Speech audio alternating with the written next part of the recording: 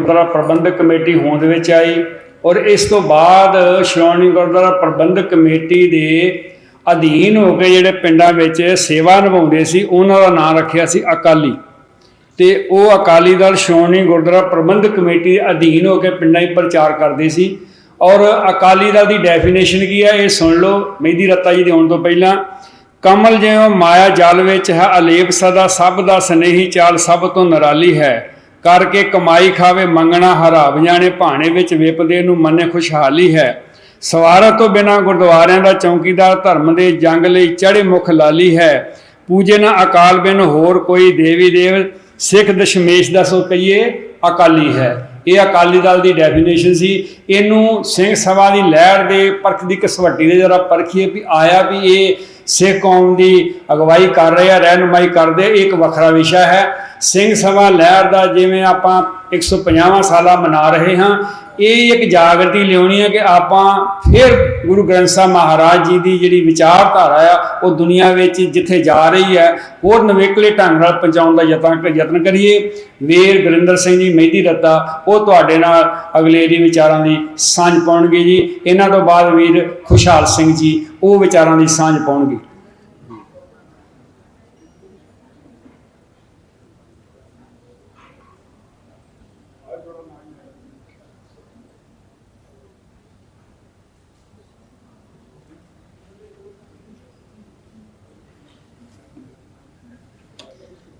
वाहिगुरू जी का खालसा वाहिगुरू जी की फतेह। एक बारी सारे वीर भैणां फतेह की सांझ पाइए। वाहिगुरू जी का खालसा वाहिगुरू जी की फतेह। सिंह सभा लहर बारे वख-वख वीरां ते भैणां दे विचार सुनन नूं मिले। प्रिंसीपल ज्ञानी गुरबचन सिंह पनवा जी विचों विचों हाज़री लवाउंदे ने, स्टेज संचालनकारां नाल वधिया इंसाफ कर रहे हैं, ज्ञान च वाधा हो रहा है। पंथक गल अज मैं कोई नहीं करनी।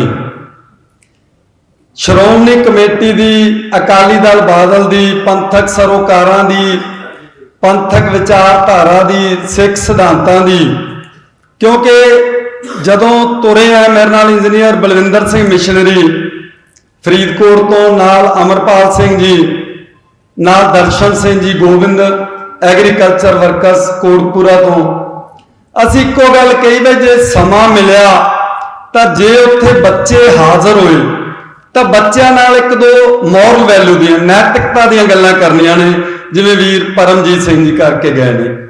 100 साला जिन्हां ने मनाया हुण 150 साला मना रहे हैं तो अगला 200 साला तुसीं मनाउणा। सो बच्चों तुहाडा ध्यान मेरे वाल, क्योंकि मैंने 5 मिनट मिले ने, 2 मिनट बीत गए, 3 मिनट बाकी ने, ध्यान दिओ।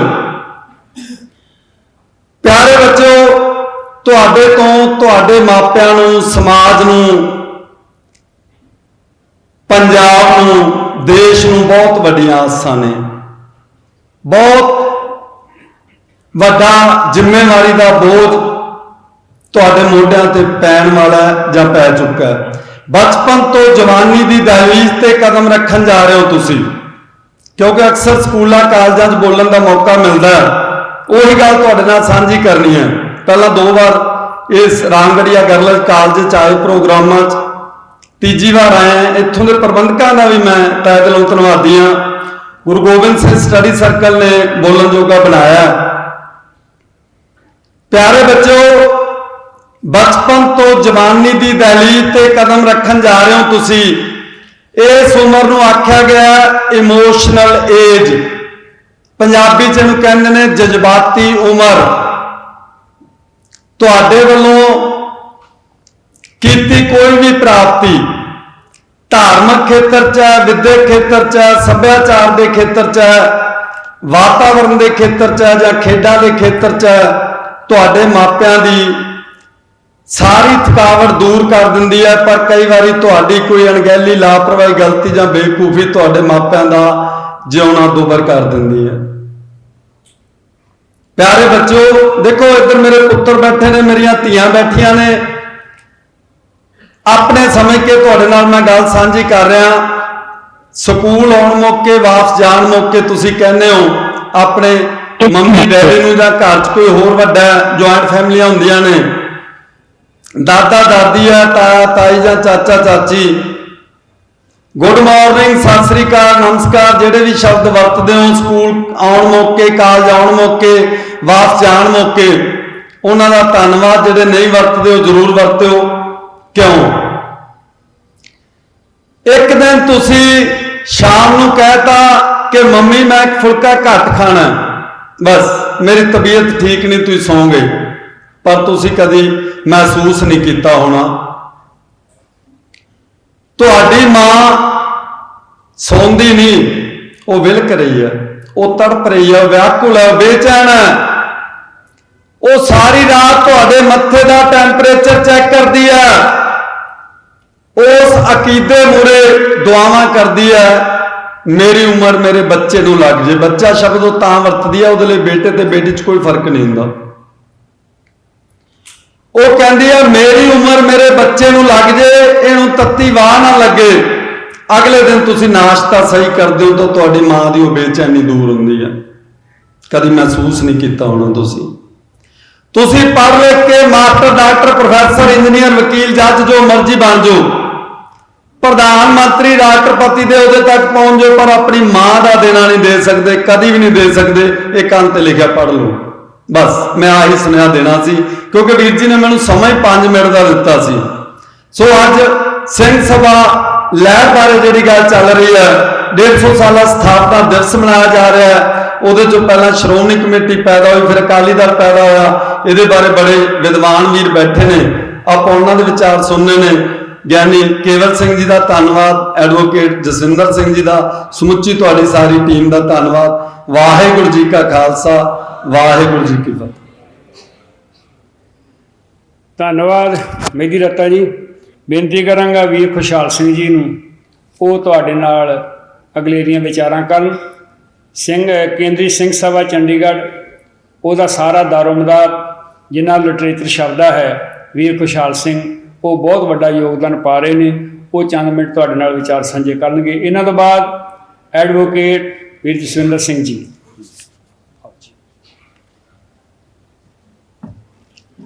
ਸਤਿਕਾਰਯੋਗ ਗੁਰੂ ਰੂਪ ਖਾਲਸਾ ਜੀਓ, ਵਾਹਿਗੁਰੂ ਜੀ ਕਾ ਖਾਲਸਾ, ਵਾਹਿਗੁਰੂ ਜੀ ਕੀ ਫਤਿਹ। ਅੱਜ ਸਵੇਰ ਤੋਂ ਅਸੀਂ ਸਿੰਘ ਸਭਾ ਦੇ ਪਿਛੋਕੜ ਬਾਰੇ ਵਿਚਾਰ ਕਰ ਰਹੇ ਹਾਂ। ਮੈਨੂੰ ਐਵੇਂ ਲੱਗਦਾ ਕਿ ਸਿੰਘ ਸਭਾ ਦੇ ਬਾਨੀਆਂ ਨੇ, ਮੋਢੀਆਂ ਨੇ ਜਿਹੜੇ ਕਾਰਜ ਕੀਤੇ ਸੀ, ਉਹਨਾਂ ਵਿੱਚੋਂ ਸਭ ਤੋਂ ਮਹੱਤਵਪੂਰਨ ਕਾਰਨ ਇਹ ਸੀ, ਉਹ ਆਪ ਤਾਂ ਬਹੁਤ ਮਹਾਨ ਸੀਗੇ, ਪਰ ਉਹਨਾਂ ਨੇ ਆਪਣੇ ਵਾਰਸ ਵੀ ਬਹੁਤ ਮਹਾਨ ਪੈਦਾ ਕੀਤੇ ਸੀਗੇ।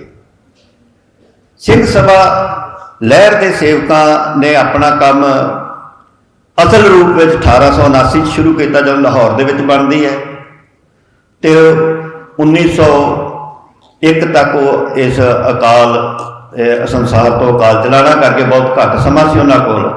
ਪਰੰਤੂ ਉਹਨਾਂ ਨੇ ਜੋ ਵਾਰਸ ਪੈਦਾ ਕੀਤੇ, ਉਹਨਾਂ ਨੇ ਕ੍ਰਾਂਤੀ ਕਾਰਜ, ਇਨਕਲਾਬੀ ਕਾਰਜ ਕੀਤੇ।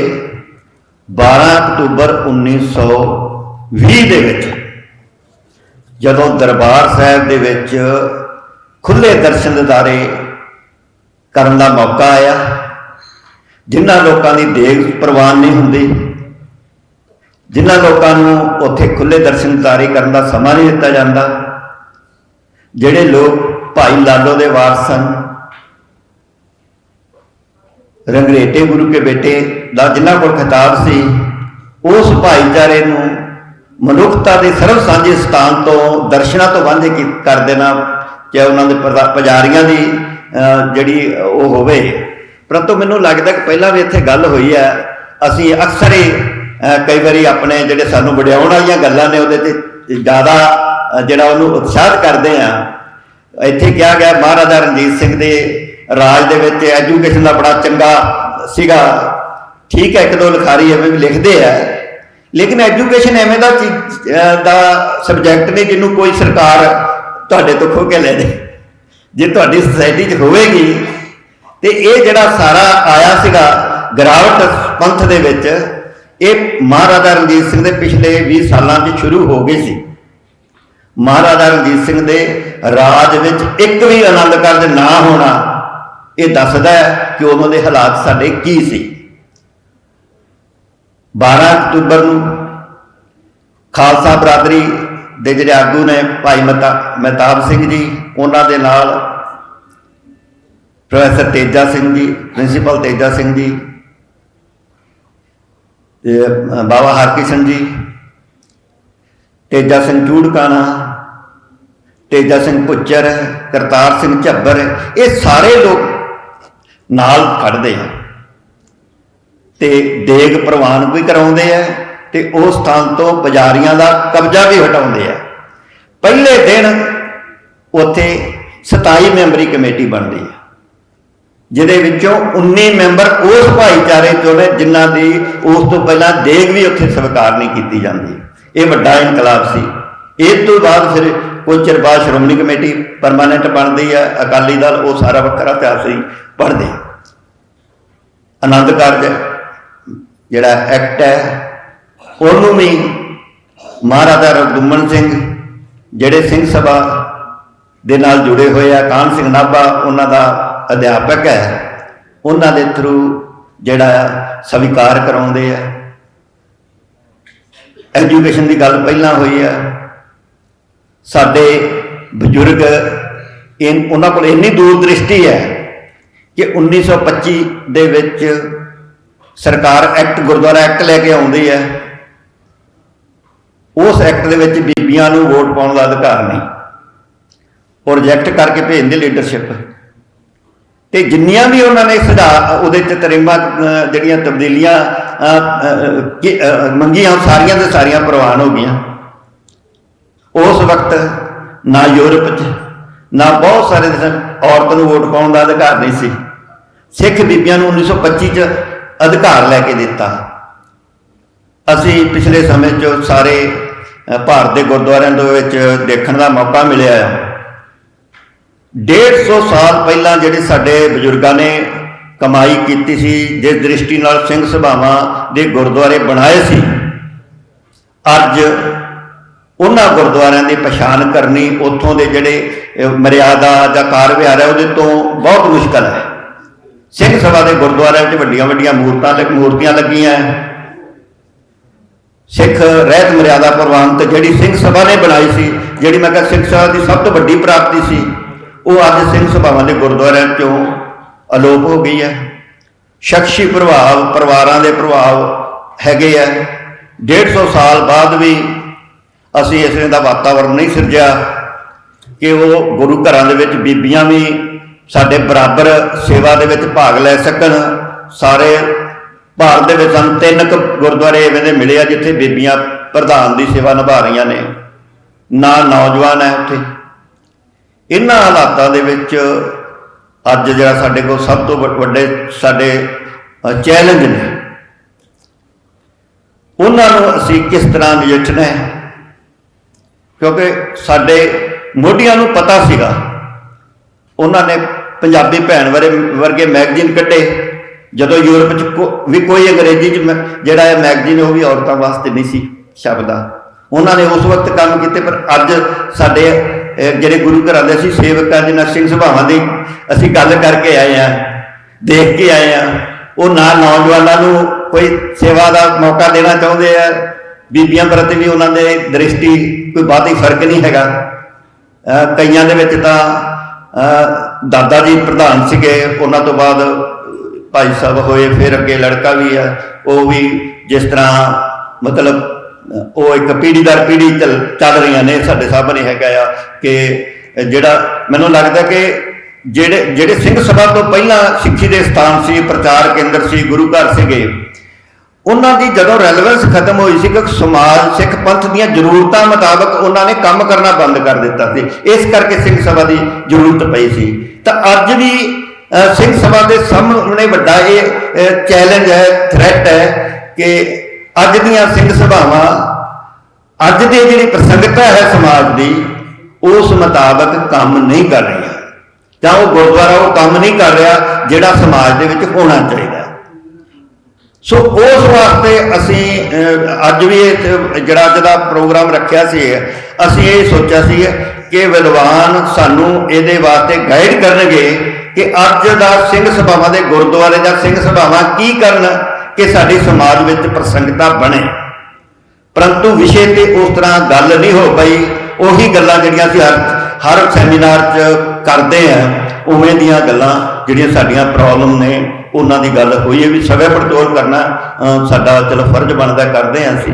ਸੋ ਮੈਨੂੰ ਲੱਗਦਾ ਕਿ ਅਸੀਂ ਜੇ ਉਹਨਾਂ ਤੋਂ ਇੱਕ ਗੱਲ ਹੀ ਸਿੱਖ ਲਈਏ ਕਿ ਸਿਰ ਜੋੜ ਕੇ ਬੈਠਣਾ ਕਿਵੇਂ ਹੈ ਅਸੀਂ, ਤਾਂ ਅਸੀਂ ਉਹਦੇ ਵਾਸਤੇ ਥੋੜ੍ਹਾ ਜਿਹਾ ਯਤਨ ਕੀਤਾ ਕਿ ਭਾਰਤ ਦੀਆਂ ਸਿੰਘ ਸਭਾਵਾਂ ਦੇ ਵਿੱਚੋਂ ਨਾਲ ਮਿਲਿਆ, ਉਹਨਾਂ ਨੂੰ 7-8 ਅਕਤੂਬਰ ਨੂੰ ਸੱਦਿਆ ਕਿ ਅਸੀਂ ਜੇ ਹੋਰ ਨਾ ਵੀ ਕੁਝ ਕਰ ਸਕੀਏ, ਘੱਟੋ ਘੱਟ 100-200 ਸਿੰਘ ਸਭਾ ਦੇ ਨੁਮਾਇੰਦੇ ਜਿਹੜੇ ਆ ਉਹ ਇਕੱਠੇ ਹੋ ਕੇ ਜਿਹੜਾ ਆ ਉਹ ਸਿਰ ਜੋੜ ਕੇ ਬੈਠ ਕੇ ਵਿਚਾਰ ਕਰੀਏ, ਇੰਨੀ ਗੱਲ ਹੈ। ਤੇ ਮੈਨੂੰ ਲੱਗਦਾ ਕਿ ਉਸ ਤੋਂ ਜਿਹੜੀ ਪਹਿਲਾਂ ਮੇਰੇ ਤੋਂ ਗੱਲ ਕਹੀ ਸੀਗੀ, ਪੰਜਾਬ ਦੇ ਕਿਸੇ ਸਿਆਸੀ ਲੀਡਰ ਨੇ ਕਿਸੇ ਪਤਿਤ ਭਾਈ ਦੀ ਫੋਟੋ ਅਜਾਇਬ ਘਰ 'ਚ ਲਾਉਣ ਦੀ ਮੰਗ ਕੀਤੀ ਹੈ। ਸਾਨੂੰ ਮਤੇ ਰਾਹੀਂ ਪ੍ਰਬੰਧਕਾਂ ਨੂੰ ਬੇਨਤੀ ਕਰਾਂਗਾ ਕਿ ਮਤੇ ਰਾਹੀਂ ਸਾਨੂੰ ਇਹ ਵੀ ਜਿਹੜਾ ਆ ਆਪਣਾ ਪੱਖ ਸਪਸ਼ਟ ਕਰਨਾ ਚਾਹੀਦਾ ਹੈ, ਕਿਉਂਕਿ ਸਾਨੂੰ ਮੌਕੇ 'ਤੇ ਜਿਹੜਾ ਆ ਮਰਿਆਦਾ ਦਾ ਧਿਆਨ ਰੱਖ ਕੇ ਜ਼ਰੂਰ ਅਸੀਂ ਪਹਿਰੇਦਾਰੀ ਕਰਨੀ ਚਾਹੀਦੀ ਹੈ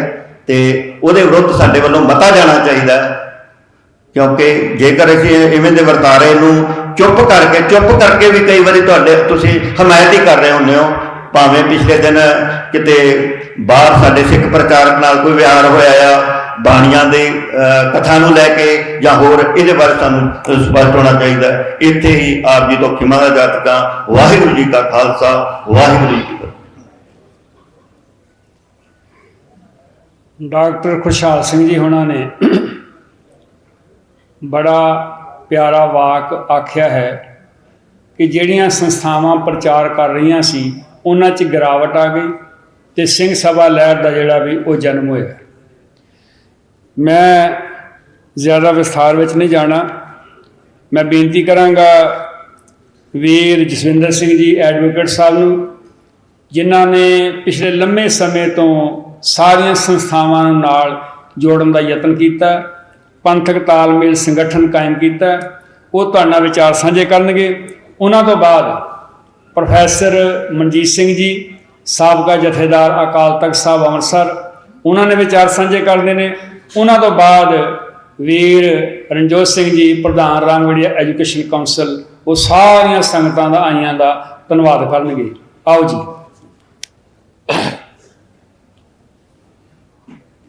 ਵਾਹਿਗੁਰੂ ਜੀ ਕਾ ਖਾਲਸਾ, ਵਾਹਿਗੁਰੂ ਜੀ ਕੀ ਫਤਿਹ। ਫਤਿਹ ਦੀ ਸਾਂਝ ਪਾਈਏ ਜੀ। ਮੈਨੂੰ ਪਤਾ ਹੈ ਕਿ ਬੜਾ ਔਖਾ ਹੁੰਦਾ ਹੈ ਸਾਹਮਣੇ ਬਹਿ ਕੇ ਤੇ ਸਿਰਫ ਸੁਣੀ ਜਾਣਾ, ਤੇ ਸਭ ਦੇ ਅੰਦਰ ਜਿਹੜੇ ਆਏ ਹੁੰਦੇ ਨੇ ਉਹਨਾਂ ਦੇ ਅੰਦਰ ਵਲਵਲਾ ਹੈਗਾ। ਪਹਿਲੀ ਗੱਲ ਤੇ ਸਾਨੂੰ ਐਡਮਿਟ ਕਰ ਲੈਣੀ ਚਾਹੀਦੀ ਹੈ, ਤੇ ਉਹ ਤੱਦੇ ਹੀ ਪਹੁੰਚਦੇ ਆ। ਤੇ ਸਮਾਜ ਖੜਾ ਵੀ ਤੁਹਾਡੇ ਲੋਕਾਂ ਕਰਕੇ ਹੈ ਜਿਹੜੇ ਬੱਦੇ ਰੁੱਦੇ ਨਹੀਂ ਆਏ। ਕਈਆਂ ਦੀ ਤੇ ਅਸੀਂ ਡਿਊਟੀ ਲਾ ਲਈ ਨਾ ਕਿ ਇਹ ਬੱਚੇ ਤੇ ਬੈਠਣਗੇ, ਤੇ ਜਿਹੜੇ ਪ੍ਰਿਜ਼ਨਰਸ ਕਰਕੇ ਬਿਠਾਉਂਦੇ ਆ ਕਈ ਵਾਰੀ ਉਹ ਵੀ ਬਹੁਤ ਵਧੀਆ ਲਰਨਰਸ ਬਣ ਜਾਂਦੇ ਆ। ਪਰ ਜਿਹੜੇ ਇਸ ਬਿਰਤੀ ਨਾਲ ਬੈਠਦੇ ਆ ਕਿ ਪ੍ਰੋਫੈਸਰ ਵਾਲੀ ਬਿਰਤੀ ਨਾਲ ਜਾਂ ਮੈਂ ਕਹਾਂ ਜੱਜ ਵਾਲੀ ਬਿਰਤੀ ਨਾਲ, ਉਹ ਕੋਈ ਸਿੱਖ ਕੇ ਨਹੀਂ ਜਾਂਦੇ। ਉਹ ਸਿਰਫ ਜੱਜਮੈਂਟ ਦੇ ਕੇ ਜਾਂਦੇ ਨੇ ਇਸ ਤੋਂ ਵਧੀਆ ਹੋ ਸਕਦਾ ਸੀ, ਜਾਂ ਇਹਨੂੰ ਇਦਾਂ ਕਰ ਲੈਂਦੇ ਤਾਂ ਜ਼ਿਆਦਾ ਵਧੀਆ ਨਿਕਲਣਾ ਸੀ। ਅਸੀਂ ਜਦੋਂ ਇਹ ਪ੍ਰੋਗਰਾਮ ਉਲੀਕ ਰਹੇ ਸੀ ਨਾ, ਤੇ ਸਾਡੀ ਭਾਵਨਾ ਜੋ ਅੱਜ ਹੋਇਆ ਉਹ ਬਿਲਕੁਲ ਨਹੀਂ ਸੀ, ਕਿਉਂਕਿ ਅਸੀਂ ਪ੍ਰੋਗਰਾਮ ਇਸ ਢੰਗ ਨਾਲ ਉਲੀਕਣਾ ਚਾਹੁੰਦੇ ਸੀ, ਇਸ ਢੰਗ ਨਾਲ ਇਹਨੂੰ ਅੱਗੇ ਵਧਾਉਣਾ ਚਾਹੁੰਦੇ ਸੀ ਕਿ ਜਿਹੜੇ ਲੋਕ ਅੱਗੇ ਆ ਕੇ ਬੈਠਣ ਉਹਨਾਂ ਨੂੰ ਸਿੰਘ ਸਭਾ ਲਹਿਰ ਦਾ A to Z ਪਤਾ ਲੱਗੇ ਕਿ ਉਹਨਾਂ ਦੀਆਂ ਘਾਲਨਾਵਾਂ ਕੀ ਸੀ, ਉਹ ਕਿਹੜੀਆਂ ਮੁਸ਼ਕਲਾਂ ਸੀ, ਜਿਹੜੀਆਂ ਮੁਸ਼ਕਲਾਂ ਚੋਂ ਨਿਕਲ ਕੇ ਉਹਨਾਂ ਨੇ ਏਡਾ ਵੱਡਾ ਇਨਕਲਾਬ ਲਿਆ ਕੇ ਖੜਾ ਕਰ ਦਿੱਤਾ। ਮਹਾਰਾਜਾ ਰਣਜੀਤ ਸਿੰਘ ਦੇ ਵੇਲੇ ਹਾਲਾਤ ਕੀ ਸਨ, ਮਹਾਰਾਜਾ ਰਣਜੀਤ ਸਿੰਘ ਦਾ ਰਾਜ ਜਾਂਦਾ ਹੈ ਤੇ ਉਹਦੇ ਤੋਂ ਲੈ ਕੇ ਤੇ ਲਹਿਰ ਸ਼ੁਰੂ ਹੋਣ ਦੇ ਵਿਚਕਾਰ ਕੀ ਕੀ ਵਾਪਰਿਆ, 1849 1873 ਦੇ ਵਿਚਕਾਰ ਕੀ ਵਾਪਰਦਾ ਕਿ ਕ੍ਰਿਸਚੈਨਿਟੀ ਜਿਹੜੀ ਹੈ ਉਹ ਮਤਲਬ ਤੁਹਾਡੇ ਪਰਿਵਾਰ ਦਾ ਬੱਚਾ ਖੜਾ ਹੋ ਕੇ ਕਹਿਣ ਲੱਗ ਪਵੇ ਕਿ ਮੈਂ ਤਾਂ ਕ੍ਰਿਸਚਨ ਬਣ ਜਾਣਾ। ਤੇ ਫਿਰ ਪ੍ਰੋਫੈਸਰ ਗੁਰਮੁਖ ਸਿੰਘ ਦਾ ਉਸ ਪ੍ਰਿੰਸੀਪਲ ਨਾਲ, ਜਿਹੜਾ ਮਿਸ਼ਨ ਸਕੂਲ ਅੰਮ੍ਰਿਤਸਰ ਦਾ ਪ੍ਰਿੰਸੀਪਲ ਸੀ, ਉਹਦੇ ਨਾਲ ਸੰਵਾਦ ਕੀ ਹੋਇਆ, ਉਸ ਤੋਂ ਬਾਅਦ ਦੇ ਹਾਲਾਤ ਕੀ ਬਣੇ। ਅਸੀਂ ਇੱਕਦਮ ਛਾਲ ਮਾਰ ਕੇ ਸ਼੍ਰੋਮਣੀ ਕਮੇਟੀ, ਅਕਾਲੀ ਦਲ, ਇਹ ਤਾਂ ਬਾਅਦ ਦੇ ਵਰਤਾਰੇ ਨੇ। ਇਹਦੇ ਦੌਰਾਨ ਅਸੀਂ ਕੀ ਕੀਤਾ, ਸਾਡੇ ਵਿਰੋਧੀਆਂ ਨੇ ਕੀ ਕੀਤਾ। ਤੇ ਜੇ ਮੈਂ ਟੂਕ ਮਾਤਰ ਕਵਾਂ ਕਿ ਜਿੱਥੇ ਤੁਸੀਂ ਸਿੰਘ ਸਭਾ ਲਹਿਰ ਦੀ ਜਿਹੜੀ ਹੈ ਉਹ ਚੜ੍ਹਤ ਸੀ, ਤੇ ਤੁਹਾਡੇ ਘਰੋਂ ਬ੍ਰਾਹਮਣੀਕਲ ਰਿਚੁਅਲਸ ਜਿਹੜੀਆਂ ਨੇ ਉਹਨਾਂ ਨੂੰ ਬਾਹਰ ਕੱਢਣ ਦੇ ਲਈ ਜਿਹੜੀ ਹੈ ਉਹ ਜਦੋਜਹਿਦ ਹੋ ਰਹੀ ਸੀ, ਤੇ ਐਟ ਦਾ ਸੇਮ ਮੂਵਮੈਂਟ ਉਹ ਕਾਲ ਮਦਨ ਮੋਹਨ ਮਾਲਵੀਆ ਦੀ ਕਿ ਆਪਣੇ ਘਰ ਦਾ ਵੱਡਾ ਬੱਚਾ ਸਿੱਖ ਬਣਾ ਦਿਓ। ਅਸੀਂ ਜਦੋਂ ਬਾਹਰੀ ਰੂਪ 'ਚ ਦੇਖਦੇ ਹਾਂ ਤੇ ਉਹਦੇ 'ਚੋਂ ਚੰਗੇ ਲੋਕ ਵੀ ਆਏ, ਮੈਂ ਨਹੀਂ ਕਹਿੰਦਾ ਕਿ ਉਹਦੇ 'ਚੋਂ ਚੰਗੇ ਲੋਕ ਨਹੀਂ ਆਏ ਜਿਨ੍ਹਾਂ ਨੇ ਲੀਡ ਨਹੀਂ ਕੀਤਾ, ਸਮਾਜ ਨੂੰ ਚੰਗੀ ਸੇਧ ਨਹੀਂ ਦਿੱਤੀ, ਆਈਡੀਅਲ ਸਿੱਖ ਨਹੀਂ ਬਣੇ। ਪਰ ਤੁਸੀਂ ਇਹ ਇਮੇਜਿਨ ਕਰਕੇ ਵੇਖੋ ਕਿ ਤੁਹਾਡੇ ਘਰ 'ਚੋਂ, ਤੁਹਾਡੇ ਦੋਨਾਂ ਬੱਚਿਆਂ 'ਚੋਂ ਇੱਕ ਬੱਚਾ ਇੱਕ ਧਰਮ ਨੂੰ ਮੰਨਣ ਵਾਲਾ ਹੋਵੇ, ਦੂਜਾ ਬੱਚਾ ਦੂਜੇ ਧਰਮ ਨੂੰ ਮੰਨਣ ਵਾਲਾ ਹੋਵੇ, ਤੁਹਾਡੇ ਘਰ 'ਚ ਰਿਚੁਅਲਸ ਕੀ ਹੋਣਗੀਆਂ, ਤੁਸੀਂ ਕਿਵੇਂ ਕਰਾਓਗੇ। ਅੱਜ ਉਹੀ ਰਿਚੁਅਲਸ, ਉਹ ਜਿਹੜੀ ਪੀਕ ਸੀ, ਉਹਨਾਂ ਰਿਚੁਅਲਸ ਨੇ ਜਦੋਂ ਉਹ ਬੱਚੇ ਜਵਾਨ ਹੋ ਕੇ ਉਹਨਾਂ ਨੇ ਤੁਹਾਡੇ ਸਿੰਘ ਸਭਾ ਦੇ ਗੁਰਦੁਆਰੇ ਸਾਂਭੇ, ਜਿਹੜੇ ਉਹ ਸਿੰਘ ਸਭਾ ਲਹਿਰ ਨੇ ਦੇਣ ਦਿੱਤੀ ਸੀ। ਤੇ ਫਿਰ ਖੁਸ਼ਹਾਲ ਸਿੰਘ ਜੀ ਦੀ ਜਿਹੜਾ ਉਹ ਖਤਰਾ ਹੈ ਤੇ ਖਦਸ਼ਾ ਹੈ ਨਾ, ਉਹ ਬਿਲਕੁਲ ਠੀਕ ਹੈ। ਅੱਜ ਉਹ ਲੋਕ ਜਿਹੜੇ ਜਾ ਕੇ ਦੀਵੇ ਟੱਲੀਆਂ ਵੀ ਬਾਲ ਰਹੇ ਨੇ, ਜਿਹੜੇ ਮੜੀਆਂ ਮਸਾਣਾ ਤੇ ਚਾਦਰਾਂ ਵੀ ਚੜਾ ਰਹੇ ਨੇ, ਉਹੀ ਤੁਹਾਡੇ ਗੁਰਦੁਆਰੇ ਦਾ ਪ੍ਰਬੰਧ ਕਰ ਰਹੇ ਨੇ। ਉਹੀ ਇਹ ਗੱਲ ਕਹਿ ਰਹੇ ਨੇ ਕਿ ਪੱਗ ਤੋਂ ਬਗੈਰ ਵੀ ਸਿੱਖ ਪ੍ਰਵਾਨ ਹੈ। ਅਸੀਂ 1999 ਲੇਟੈਸਟ ਅਸੀਂ ਸਿੰਘ ਸਾਹਿਬ ਬੈਠੇ ਨੇ, ਕਿੱਡਾ ਵੱਡਾ ਸੀ ਕਿ ਸਾਰੀ ਕੌਮ ਅੰਮ੍ਰਿਤਧਾਰੀ, ਬੜਾ ਵੱਡਾ ਨਾਰਾ, ਬੜਾ ਕੰਮ ਹੋਇਆ, ਬੜਾ ਕੁਝ ਹੋਇਆ। ਤੁਸੀਂ ਇਹ ਤਿਆਰੀ ਕਰ ਰਹੇ ਸੀ ਕਿ ਕੌਮ ਨੂੰ ਸਿਧਾਂਤ ਦੇ ਵਾਰਿਸ ਬਣਾਇਆ ਜਾਵੇ, ਤੇ ਆਰਐਸਐਸ ਨੇ ਇਹ ਤਿਆਰੀ ਕੀਤੀ ਕਿ ਉਹਨਾਂ ਨੇ ਇੱਕ ਪਰਚਾ ਛਾਪ ਕੇ ਪੰਜਾਬ ਦੇ ਸਾਰੇ ਸਕੂਲਾਂ 'ਚ ਵੰਡ ਦਿੱਤਾ ਜਿਹੜਾ ਪੇਪਰ ਸੀ। ਤੇ ਜੇ ਮੈਂ ਉਹਦੀ ਇੱਕ ਵੰਨਗੀ ਤੁਹਾਡੇ ਨਾਲ ਸਾਂਝੀ ਕਰਾਂ ਕਿ ਜਿਹੜਾ ਗੁਰਦੁਆਰਾ ਪਟਨਾ ਸਾਹਿਬ ਦੇ ਗੰਗਾ ਨਦੀ ਦੇ ਕੰਢੇ ਬਣਿਆ, ਕਿ ਜਿੱਥੇ ਪੰਡਿਤ ਸ਼ਿਵਦੱਤ ਨੇ ਗੁਰੂ ਗੋਬਿੰਦ ਸਿੰਘ ਪਾਤਸ਼ਾਹ ਨੂੰ ਕਿਸ ਰੂਪ 'ਚ ਦਰਸ਼ਨ ਦਿੱਤੇ। ਹੁਣ ਇਹ ਇੱਕ ਸਵਾਲ ਹੈ, ਉਹਦੇ ਥੱਲੇ 4 ਆਪਸ਼ਨਸ ਨੇ। ਮੈਂ 1999 ਦਾ ਪਰਚਾ ਮੇਰੇ ਕੋਲ ਹੈ, ਮੈਂ ਵਿਖਾ ਸਕਦਾ। ਤੁਸੀਂ ਜਦੋਂ ਕੌਮੀ ਸਿਧਾਂਤ ਨੂੰ ਉਜਾਗਰ ਕਰਨ ਲਈ ਉਹ ਲੜਾਈ ਲੜ ਰਹੇ ਹੁੰਦੇ ਹੋ, ਜਦੋਂ ਤੁਹਾਡੀ ਬੱਲੇ ਬੱਲੇ ਦੀ ਗੱਲ ਹੁੰਦੀ ਹੈ, ਤੇ ਸਾਈਮਲਟੇਨੀਅਸਲੀ ਤੁਹਾਡੀ ਨੈਕਸਟ ਜਨਰੇਸ਼ਨ ਨੂੰ ਕਿਵੇਂ ਮੈਲਗਿਨ ਕਰਨਾ, ਉਹਨੂੰ ਆਪਣੇ ਨਾਲ ਸਮੋਹ ਲੈਣਾ, ਉਹ ਐਸਿਮੀਲੇਟ ਕਰਨਾ, ਉਹਦੇ ਲਈ ਵੀ ਤਿਆਰੀਆਂ ਨਾਲ ਹੀ ਆਰੰਭ ਦਿੱਤੀਆਂ ਜਾਂਦੀਆਂ। ਉਹ 4 ਨਾਂ ਇਹ ਸੀ, ਕ੍ਰਿਸ਼ਨ, ਵਿਸ਼ਨੂੰ, ਸ਼ਿਵ ਤੇ ਇੱਕ ਹਰੀ। ਤੁਸੀਂ ਕੋਈ ਵੀ ਟਿਕ ਕਰ ਲਓ। ਉਹਨਾਂ ਨੇ ਗੁਰੂ ਗੋਬਿੰਦ ਸਿੰਘ ਜੀ ਨੂੰ ਉਹਦਾ ਅਵਤਾਰ ਬਣਾ ਦਿੱਤਾ। ਇਹ ਇਸ ਢੰਗ ਦੇ ਨਾਲ ਤੁਹਾਡੇ ਸਮਕਾਲੀ ਤਰੀਕੇ ਦੇ ਨਾਲ ਅਸੀਂ ਅੱਜ ਨੂੰ ਜਿਹੜਾ ਉਹ ਪਕੜ ਨਹੀਂ ਪਾ ਰਹੇ। ਉਹਨਾਂ ਨੇ ਤੁਹਾਡਾ 50 ਸਾਲ ਅਗਲਾ ਵੀ ਪਕੜ ਲਿਆ ਕਿ ਇਹ ਬੱਚੇ ਜਿਨ੍ਹਾਂ ਨੂੰ ਅੱਜ 8ਵੀਂ ਦੀ ਜਮਾਤ 'ਚ ਐਗਜ਼ਾਮ ਲਿੱਤਾ, ਇਹ ਆਉਣ ਵਾਲੇ ਸਮੇਂ 'ਚ ਫਿਰ ਕਿਸੇ ਨਾ ਕਿਸੇ ਗੁਰਦੁਆਰੇ ਦਾ ਪ੍ਰਧਾਨ ਹੋਏਗਾ, ਤੇ ਉਹਨੂੰ ਤੇ ਇਹੀ ਪਤਾ ਹੈ ਕਿ ਗੁਰੂ ਗੋਬਿੰਦ ਸਿੰਘ ਜੀ ਕਿਹਦੇ ਪੁਜਾਰੀ ਸੀ ਜਾਂ ਕਿਹਦਾ ਰੂਪ ਸੀ। ਤਾਂ ਅਸੀਂ ਗੱਲਾਂ ਸਾਰੇ ਜਣੇ, ਅਸੀਂ ਮੇਰੇ ਸਮੇਤ ਗੱਲਾਂ ਕਰਨੀਆਂ ਸਾਨੂੰ ਬਹੁਤ ਆ ਗਈਆਂ। ਪਰ ਮੈਂ ਤਾਂ ਕਈ ਵਾਰੀ ਇਹ ਸੋਚਦਾ ਕਿ ਇੱਕ ਹੁੰਦਾ ਕੰਮ ਕਰਨਾ, ਇੱਕ ਹੁੰਦਾ ਕੰਮ ਦਾ ਫਿਕਰ ਕਰਨਾ, ਇੱਕ ਹੁੰਦਾ ਫਿਕਰ ਦਾ ਜ਼ਿਕਰ ਕਰਨਾ।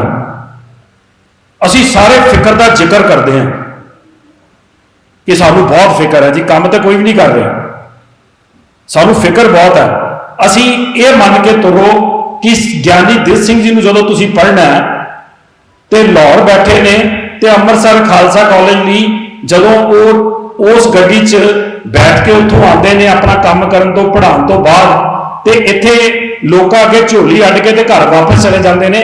ਅੱਜ ਸਾਡੇ ਚੋਂ ਕਿੰਨੇ ਸਿੱਖ ਨੇ ਕਿ ਜਿਹੜੇ ਕੋਈ ਪਲੈਨਿੰਗ ਦੀ ਵੀ ਮੀਟਿੰਗ ਹੋਣੀ ਹੋਵੇ, ਅੱਜ ਤੇ ਏਡੀਐਮ ਬਹੁਤ ਸੋਹਣੇ ਨੇ, WhatsApp ਤੇ ਗਰੁੱਪ ਬਣ ਜਾਂਦੇ ਨੇ, ਕੋਈ ਫਤਿਹ ਦਾ ਜਵਾਬ ਦੇਣ ਨੂੰ ਤਿਆਰ ਨਹੀਂ। ਤੇ ਕੋਈ ਕੰਮ ਦੀ ਗੱਲ ਹੋਵੇ ਤੇ ਉਹਦੇ 'ਚ ਇਹ ਗੁੱਸਾ ਨਾ ਕਰਿਓ ਇਹ ਗੱਲਾਂ, ਕਿਉਂਕਿ ਅਸੀਂ ਉਸ ਢੰਗ ਦੇ ਨਾਲ ਆਪਣੇ ਆਪ ਨੂੰ ਕਈ ਵਾਰੀ ਪ੍ਰੈਜ਼ੈਂਟ ਕਰ ਲੈਂਦੇ ਆ ਕਿ ਮੈਂ ਤੇ ਇਹ ਚਾਹੁੰਦਾ, ਫਿਕਰ ਦਾ ਜ਼ਿਕਰ ਕਰ ਰਿਹਾ ਤੇ ਤੁਸੀਂ ਕੁਝ ਵੀ ਨਹੀਂ ਕਰ ਰਹੇ। ਮੈਨੂੰ ਇਹ ਲੱਗਦਾ ਹੈ ਕਿ ਕੌਮ ਨੂੰ, ਤੁਹਾਡੇ ਵਰਗੇ ਬੰਦਿਆਂ ਨੂੰ, ਅੱਜ ਵੀ ਸਾਡੇ 'ਚ ਨੇ ਬੰਦੇ, ਮੈਨੂੰ ਨਕੋਦਰ ਦੇ ਕੋਲੋਂ ਵੀਰ ਮੋਟਰਸਾਈਕਲ ਤੇ ਇੱਥੇ ਪਹੁੰਚਿਆ, ਸੰਗਰੂਰ ਤੋਂ ਵੀਰ ਟ੍ਰੇਨ ਦੇ ਉੱਤੇ ਇੱਥੇ ਪਹੁੰਚਿਆ, ਤੇ ਮੈਂ ਲੁਧਿਆਣੇ ਤੋਂ ਆਂਦੇ ਵੇਖੇ ਨੇ ਵੀਰ ਜਿਹੜੇ ਕੱਲੇ ਕੱਲੇ ਕਾਰ ਚਲਾ ਕੇ ਆ ਰਹੇ ਨੇ, ਉਹ 4 ਜੀ ਵੀ ਨਾਲ ਬਿਠਾ ਕੇ ਨਹੀਂ ਲਿਆ ਸਕੇ। ਅਸੀਂ ਜ਼ਿਕਰ ਤੋਂ ਫਿਕਰ ਤੇ ਫਿਕਰ ਤੋਂ ਕੰਮ, ਅਸੀਂ ਰਿਵਰਸ ਗੇਅਰ ਮਾਰੀਏ ਥੋੜਾ ਜਿਹਾ। ਸਿੰਘ ਸਭਾ ਲਹਿਰ ਨੇ ਅੱਜ ਦੇ ਸਮੇਂ ਨੂੰ, ਉਹਨਾਂ ਲੋਕਾਂ ਨੂੰ ਸਮਝ ਕੇ ਅੱਜ ਦੇ ਸਮੇਂ ਦੇ ਮੀਡੀਅਮਸ ਨੂੰ ਕਿਵੇਂ ਯੂਜ਼ ਕਰਨਾ ਹੈ, ਉਹਦੇ ਲਈ ਅਸੀਂ ਇੱਕ ਪਲਾਨ ਤਿਆਰ ਕੀਤਾ। ਮੈਂ ਤੁਹਾਨੂੰ ਸਾਰਿਆਂ ਨੂੰ ਕਾਲ ਦੇਣ ਲੱਗਾ, ਤੁਹਾਡੇ ਚੋਂ ਜਿਹੜਾ ਵੀ ਚਾਹੇ ਉਸ ਪ੍ਰੋਗਰਾਮ ਨੂੰ ਲੀਡ ਕਰੇ, ਆਪਣੀ ਸਮਰੱਥਾ ਮੁਤਾਬਕ ਕਰੇ, ਅਸੀਂ ਉਹਦੇ ਨਾਲ ਸਹਿਯੋਗੀ ਵਜੋਂ ਕੰਮ ਕਰਾਂਗੇ। ਅਗਲੇ 1 ਮਹੀਨੇ ਦੇ ਅੰਦਰ ਅਸੀਂ 4 ਜਿਹੜੇ ਨੇ, ਸਿੰਘ ਸਾਹਿਬ ਜੇ ਹੁਕਮ ਕਰੋ ਤਾਂ ਮੈਂ ਦੱਸ ਦਿਆਂ ਜੀ,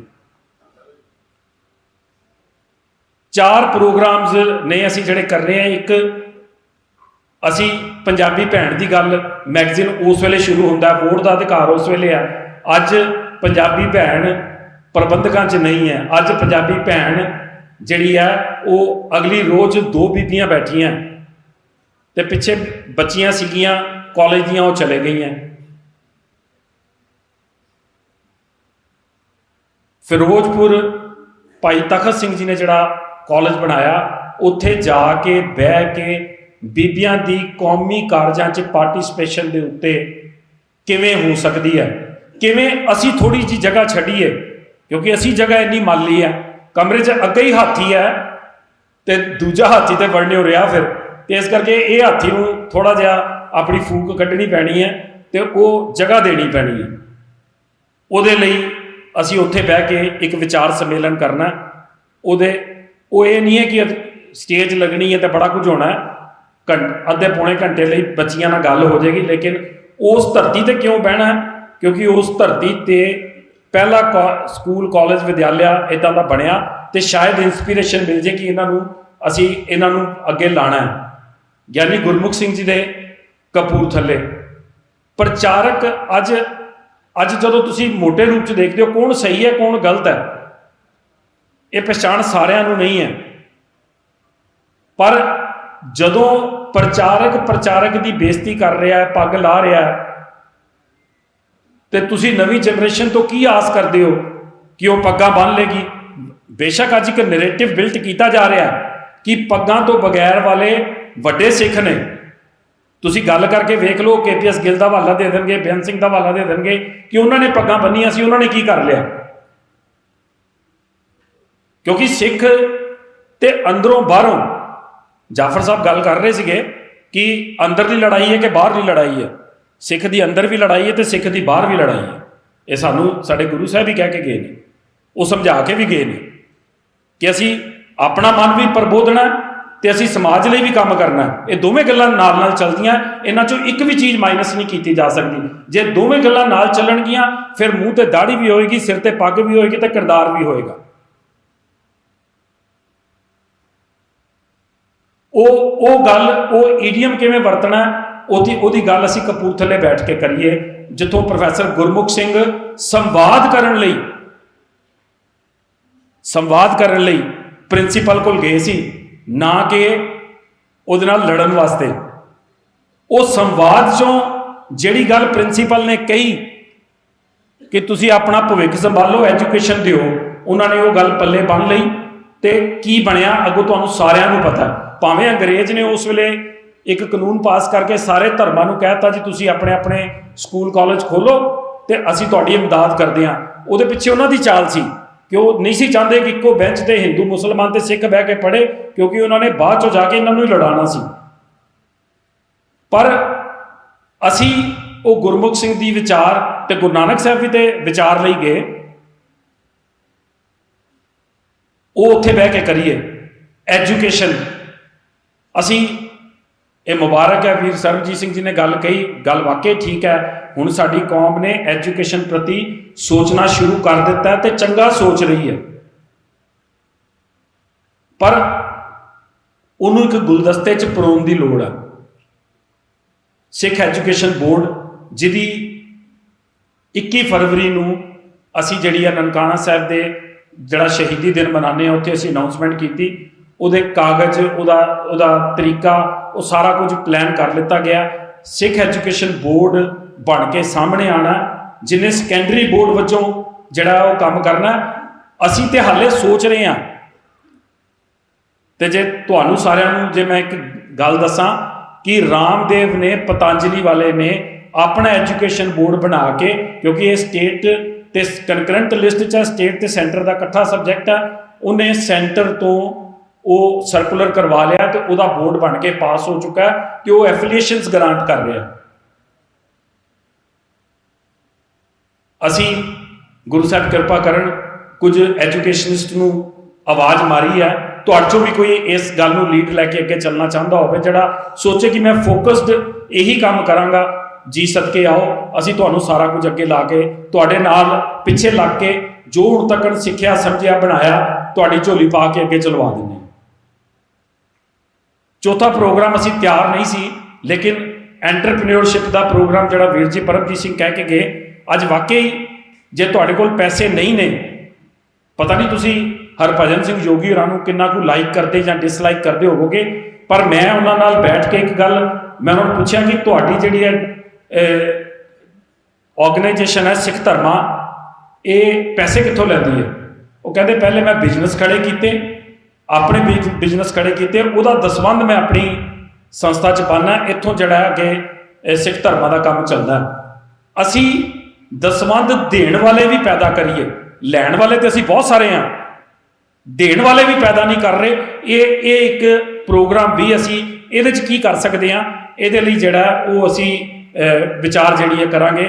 1 ਅਕਤੂਬਰ ਨੂੰ ਸਿੱਖ ਯੂਥ ਦੇ ਉੱਤੇ 18 ਤੋਂ 35 ਸਾਲ ਦੇ ਨੌਜਵਾਨ ਜਿਹੜੇ ਨੇ, ਉਹਨਾਂ ਨੂੰ ਇੱਕ ਮੌਕਾ ਦੇਣਾ ਕਿ ਸਿਰ ਜੋੜ ਕੇ ਬੈਠੋ, ਫਿਕਰ ਕਰਨਾ ਬੰਦ ਕਰਕੇ ਵਾਪਸ ਆਈਏ। ਬਹੁਤ ਧੰਨਵਾਦ ਤੁਹਾਡਾ ਸਾਰਿਆਂ ਦਾ। ਵਾਹਿਗੁਰੂ ਜੀ ਕਾ ਖਾਲਸਾ, ਵਾਹਿਗੁਰੂ ਜੀ ਕੀ ਫਤਿਹ।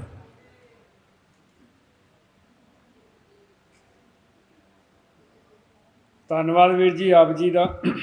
ਮੈਂ ਬੇਨਤੀ ਕਰਾਂਗਾ ਸਿੰਘ ਸਾਹਿਬ ਪ੍ਰੋਫੈਸਰ ਮਨਜੀਤ ਸਿੰਘ ਜੀ, ਸਾਬਕਾ ਜਥੇਦਾਰ ਅਕਾਲ ਤਖਤ ਅੰਮ੍ਰਿਤਸਰ। ਗੁਰੂ ਪਿਆਰਿਓ, ਸਿੰਘ ਸਭਾ ਲਹਿਰ ਨੇ ਜਿੱਥੇ ਸਕੂਲ ਕਾਲਜ ਪੈਦਾ ਕੀਤੇ, ਹੁਣ ਵਰਤਮਾਨ ਸਮੇਂ ਅੰਦਰ ਸਿੰਘ ਸਭਾਵਾਂ ਜਿੰਨੇ ਵੀ ਗੁਰਦੁਆਰੇ ਨੇ, ਇਹਨਾਂ ਨੂੰ ਪ੍ਰਚਾਰ ਖੇਤਰ ਵੱਲ ਔਰ ਇਹਨਾਂ ਦੇ ਸੈਮੀਨਾਰ ਜ਼ਰੂਰ ਲੱਗਣੇ ਚਾਹੀਦੇ ਆ, ਕਿਉਂਕਿ ਪ੍ਰਬੰਧਕਾਂ ਵਿੱਚ ਉਹ ਸਿੰਘ ਸਭਾ ਵਾਲੀ ਜਿਹੜੀ ਖੂਬੀ ਹੈ, ਜਿਹੜੀ ਤਾੜਿਆ, ਉਹ ਕਿਤੇ ਨਾ ਕਿਤੇ ਸਾਨੂੰ ਵਿਸਰਦੀ ਨਜ਼ਰ ਆ ਰਹੀ ਹੈ। ਪ੍ਰੋਫੈਸਰ ਮਨਜੀਤ ਸਿੰਘ ਜੀ।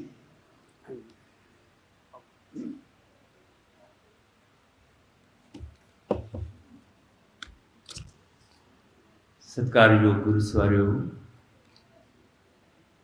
सर्वंसतानी अमृत के दाते धन गुरु गोबिंद सिंह साहिब पातशाह जी की बख्शिश की थी गुरफतेह एक बार फिर साझी करिए। वाहिगुरु जी का खालसा, वाहिगुरु जी की फतेह। सवेर तो गुरु के कहने वालिया ने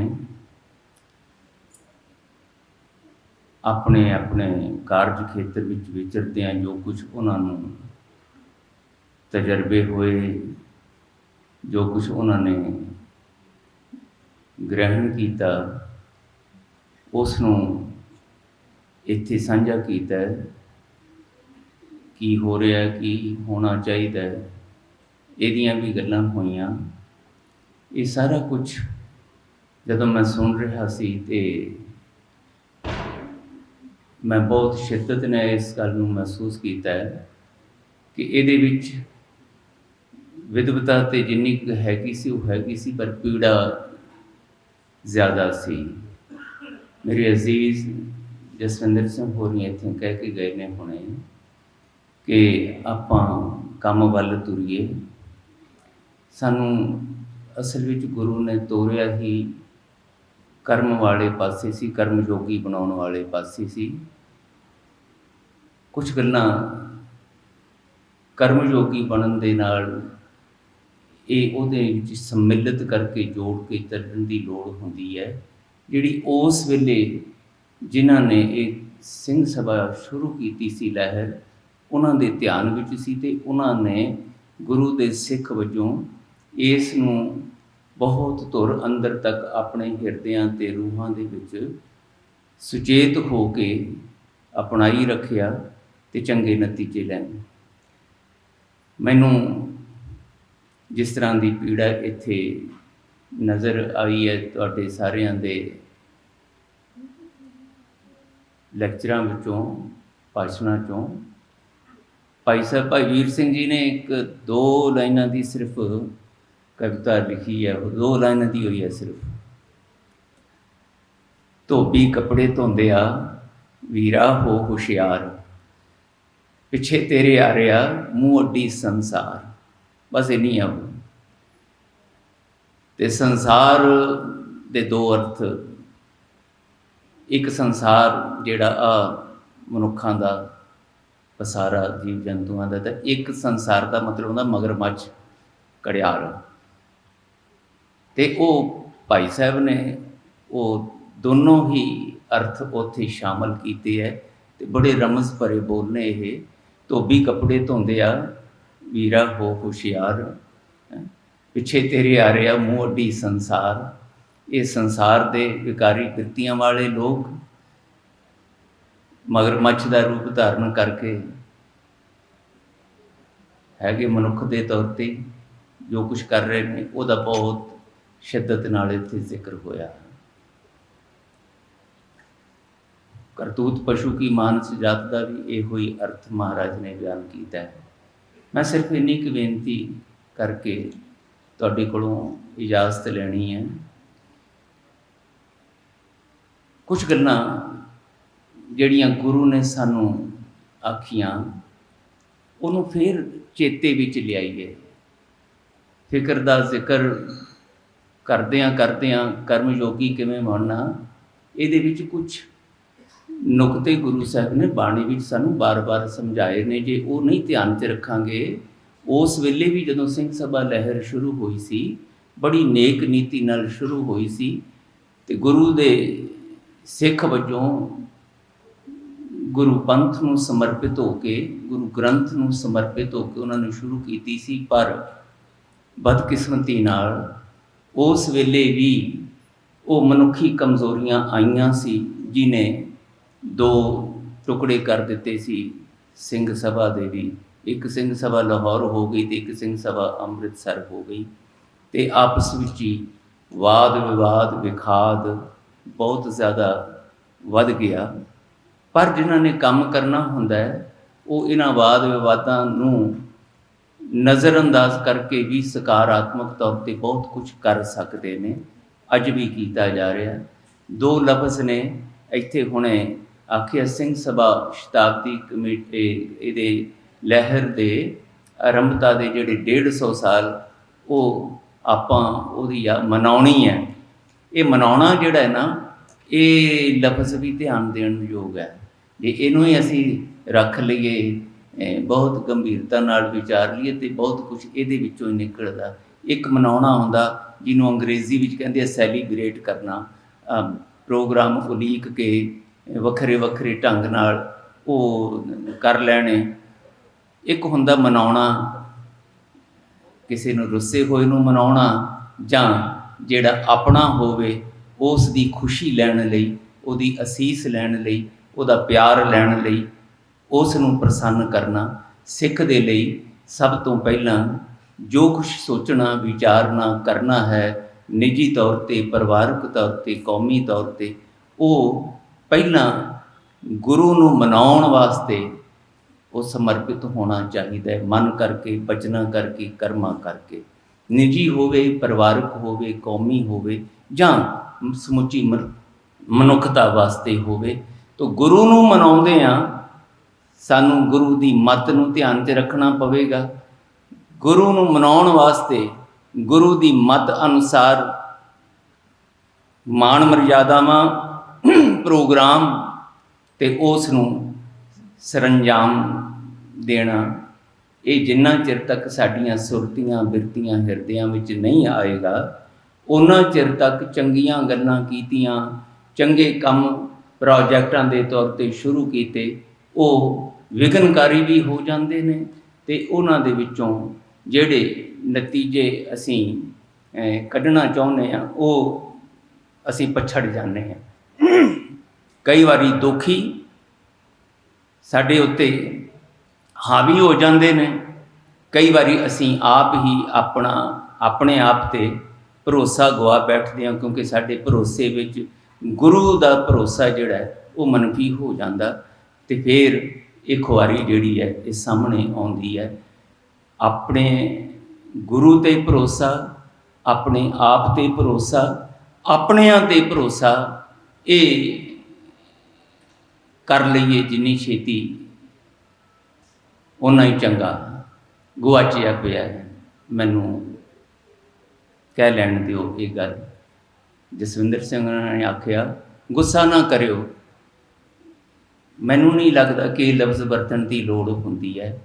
ਆਪਣਿਆਂ ਨਾਲ ਜਦੋਂ ਤੁਸੀਂ ਗੱਲ ਕਰਦੇ ਹੋ ਅੰਦਰ ਦੀ ਸੁੱਚੀ ਜੀ ਪੀੜਾ ਨਾਲ, ਉੱਥੇ ਗੁੱਸਾ ਵੀ ਜਿਹੜਾ ਹੈ ਨਾ ਉਹ ਝੋਲੀ ਪਾਉਣਾ ਹੀ ਜ਼ਰੂਰੀ ਹੁੰਦਾ ਹੈ, ਠੀਕ ਹੁੰਦਾ ਹੈ। ਗੁੱਸਾ ਕਰਨਾ ਬੇਗਾਨਿਆਂ ਦਾ ਉਹ ਅਰਥ ਕੋਈ ਨਹੀਂ ਰੱਖਦਾ। ਆਪਣਿਆਂ ਦਾ ਕੀਤਾ ਹੋਇਆ ਗੁੱਸਾ ਵੀ ਜਿਹੜਾ ਹੈ ਉਹਦੇ ਵਿੱਚ ਕੁਛ ਨਾ ਕੁਛ ਐਸਾ ਸੁੱਚਾਪਣ ਹੁੰਦਾ ਜਿਹੜਾ ਤੁਹਾਡੇ ਕੰਮ ਆਉਂਦਾ ਹੈ। ਅਤੇ ਇਸ ਕਰਕੇ ਜਸਵਿੰਦਰ ਜੀ ਗੁੱਸਾ ਨਾ ਕਰਿਓ, ਇਹ ਕਹਿਣ ਦੀ ਮੈਨੂੰ ਨਹੀਂ ਲੱਗਦਾ ਲੋੜ, ਪਰ ਇਹ ਬਣ ਗਿਆ ਫਿਕਰ ਸਾਡਾ ਵੀ ਗੁੱਸਾ ਨਾ ਕਰਿਓ, ਮੈਨੂੰ ਖਿਮਾ ਕਰੋ, ਗਿਲੇ ਕਰੋ, ਸ਼ਿਕਵੇ ਕਰੋ ਇੱਕ ਦੂਜੇ 'ਤੇ ਜਿੰਨੇ, ਪਰ ਉਹਦੇ ਵਿੱਚ ਭਰੋਸੇ ਵਾਲਾ ਆਪਣਤ ਵਾਲਾ ਸੁੱਚਾਪਣ ਜਿਹੜਾ ਹੈ ਨਾ ਉਹ ਨਾ ਗੁਆਚੇ। ਇੱਕ ਬੇਗਾਨਾਪਣ ਸਾਡੇ ਵਿੱਚ ਆਇਆ ਹੋਇਆ ਹੈ, ਅਸੀਂ ਵਿਸ਼ਵਾਸ ਇੱਕ ਦੂਜੇ 'ਤੇ ਕਰਨਾ ਬੰਦ ਕਰ ਦਿੱਤਾ। ਮੈਂ ਤਾਂ ਲੰਬਾ ਅਰਸਾ ਇਸ ਸੰਤਾਪ ਨੂੰ ਹੰਢਾਇਆ। ਮੈਨੂੰ ਜਦੋਂ ਇੱਥੇ ਮੈਂ ਹੁਣ ਸਟੇਜ 'ਤੇ ਆਖ ਰਿਹਾ, ਰਿਕਾਰਡ ਵੀ ਹੋ ਰਿਹਾ, ਤਖ਼ਤ ਸਾਹਿਬਾਨ ਦੀ ਸੇਵਾ ਵੇਲੇ ਉਹ ਹਾਲਾਤ ਵੀ ਜਦੋਂ ਦੇਖੇ ਹੈ ਕਿ ਇੰਟੈਲੀਜੈਂਸ ਬਿਊਰੋ ਦੇ ਵਿੱਚ CID ਵਿੱਚ ਕੰਮ ਕਰਦੇ ਗੁਰੂ ਕੇ ਸਿੱਖ ਜਿਹੜੇ ਪੂਰਨ ਸਿੱਖ ਦੇ ਤੌਰ 'ਤੇ ਗੁਰੂ 'ਤੇ ਵਿਸ਼ਵਾਸ ਕਰਕੇ ਜਿਹਨੇ ਉਹ ਵੀ ਆ ਕੇ ਕਈ ਵਾਰੀ ਇਹ ਦਰਦ ਮੇਰੇ ਨਾਲ ਸਾਂਝਾ ਕਰਦੇ ਰਹੇ ਹੈ। ਸਿੰਘ ਸਾਹਿਬ, ਅਸੀਂ ਤੁਹਾਨੂੰ ਸੱਚੀ ਮੁੱਚੀ ਪਿਆਰ ਕਰਦੇ ਹਾਂ, ਤੁਹਾਡੀਆਂ ਸਰਗਰਮੀਆਂ ਦੇਖ ਕੇ ਸਾਨੂੰ ਕੁਝ ਤਰਵਾਸ ਵੱਜਦਾ, ਇਸ ਕਰਕੇ ਤੁਹਾਡੇ ਕੋਲ ਆ ਕੇ ਦੱਸਦੇ ਹਾਂ ਕਿ ਸੁਚੇਤ ਹੋ ਕੇ ਚੱਲਿਆ ਕਰੋ, ਕਿਉਂਕਿ ਤੁਹਾਡੇ ਹੀ ਆਸੇ-ਪਾਸੇ ਭਾਵੇਂ ਉਹ ਅਕਾਲ ਤਖ਼ਤ 'ਤੇ ਉੱਤੇ ਸੇਵਾ ਨਿਭਾਉਣ ਵਾਲੇ ਹੈ, ਕੇਸਗੜ੍ਹ ਸਾਹਿਬ ਸੇਵਾ ਨਿਭਾਉਣ ਵਾਲੇ ਹੈ, ਤੁਹਾਡੇ ਹੀ ਧਾਰਮਿਕ ਭੇਖ ਵਿੱਚ ਨੇ, ਉਹ ਸਾਡੇ ਕਾਰਡ ਹੋਲਡਰ ਨੇ। ਇਹ ਗੱਲ ਅਸੀਂ ਦੱਸ ਨਹੀਂ ਸਕਦੇ, ਅਸੀਂ ਕਸਮਾਂ ਖਾਧੀਆਂ ਹੁੰਦੀਆਂ ਨੇ ਆਪਣੇ ਕਿੱਤੇ ਦੇ ਪ੍ਰਤੀ, ਪਰ ਸਿੱਖ ਦੇ ਤੌਰ 'ਤੇ ਅਸੀਂ ਤੁਹਾਨੂੰ ਪਿਆਰ ਸਤਿਕਾਰ ਦੇਣ ਦੇ ਕਰਕੇ ਇੱਥੇ ਆ ਕੇ ਤੁਹਾਡੇ ਨਾਲ ਇਹ ਦਰਦ ਸਾਂਝਾ ਕਰਦੇ ਹਾਂ ਵੀ ਸੁਚੇਤ ਹੋਇਆ ਕਰੋ, ਸਾਰਿਆਂ 'ਤੇ ਐਵੇਂ ਹੀ ਨਾ ਵਿਸ਼ਵਾਸ ਕਰ ਲਿਆ ਕਰੋ। ਇਹ ਬਹੁਤ ਕੁਛ ਇੱਥੇ ਇਸ ਤਰ੍ਹਾਂ ਦਾ ਚੱਲਦਾ ਕਿ ਤੁਹਾਡੇ ਵਰਗੇ ਧਾਰਮਿਕ ਭੇਖ ਦੇ ਵਿੱਚ ਬਹੁਤ ਸਾਰੇ ਇਹੋ ਜਿਹੇ ਨੇ ਜਿਹੜੇ ਉਹ ਭਰੋਸੇਯੋਗ ਨਹੀਂ ਹੈਗੇ। ਇਹ ਸੰਤਾਪ ਮੈਂ ਹੰਢਾਇਆ ਹੈ ਬਹੁਤ ਕੁਛ, ਪਰ ਇਸ ਸਾਰੇ ਕੁਛ ਦੇ ਵਿੱਚੋਂ ਹੀ ਅਸੀਂ ਆਪਣੇ ਸਿੱਖ ਭਰਾ 'ਤੇ ਵਿਸ਼ਵਾਸ ਕਰਨਾ ਵੀ ਸਿੱਖਣਾ ਹੈ। ਆਪਣੇ ਸਿੱਖ ਭਰਾ ਨੂੰ ਮਾਣ ਦਿੰਦਿਆਂ ਉਹਦੇ ਵਿੱਚੋਂ ਆਪਣਾ ਮਾਣ ਲੱਭਣਾ ਹੈ। ਆਪਣੇ ਸਿੱਖ ਭਰਾ ਦਾ ਹੁੰਦਾ ਅਪਮਾਨ ਦੇਖਦਿਆਂ ਉਸ ਅਪਮਾਨ ਦੀ ਪੀੜਾ ਆਪਣੇ ਆਪ 'ਤੇ ਮਹਿਸੂਸ ਕਰਨੀ ਸਿੱਖਣੀ ਹੈ। ਗੁਰੂ ਨੇ ਗੁਰਬਾਣੀ ਵਿੱਚ ਸਾਨੂੰ ਇਹੀ ਗੱਲਾਂ ਸਿਖਾਈਆਂ। ਭਰੋਸਾ ਕਰਨਾ ਸਿੱਖੋ ਗੁਰੂ 'ਤੇ, ਭਰੋਸਾ ਕਰਨਾ ਸਿੱਖੋ ਵਾਹਿਗੁਰੂ ਜੀ ਦੀ ਰਹਿਮਤ 'ਤੇ, ਅਤੇ ਭਰੋਸਾ ਕਰਨਾ ਸਿੱਖੋ ਆਪਣੇ ਆਪ 'ਤੇ, ਅਤੇ ਭਰੋਸਾ ਕਰਨਾ ਸਿੱਖੋ ਆਪਣਿਆਂ 'ਤੇ। ਇਹਦੇ ਵਿੱਚੋਂ ਜਦੋਂ ਗੁਰੂ ਦੀ ਮੱਤ ਅਨੁਸਾਰ ਕੋਈ ਵੀ ਪ੍ਰੋਗਰਾਮ ਬਣਾਓਗੇ, ਛੂ ਮੰਤਰ ਨਾਲ ਤੇ ਕੁਝ ਵੀ ਨਹੀਂ ਹੁੰਦਾ।